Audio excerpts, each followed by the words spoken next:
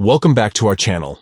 In this tutorial, we will guide you through the process of temporarily hiding Facebook group posts on your PC. If you're part of a busy Facebook group and want a break from the constant notifications and updates, this feature is perfect for you. Let's get started. Step 1. Open Facebook. Launch your preferred web browser and navigate to the Facebook website. Log in to your account to access your news feed. Step 2.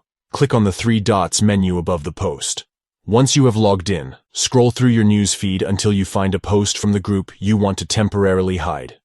Locate the three dots menu icon located above the post and click on it.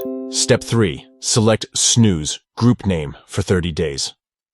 From the drop-down menu, find the Snooze group name for 30 days option and click on it. This action will temporarily hide the group's posts from your newsfeed for the next 30 days. And that's it.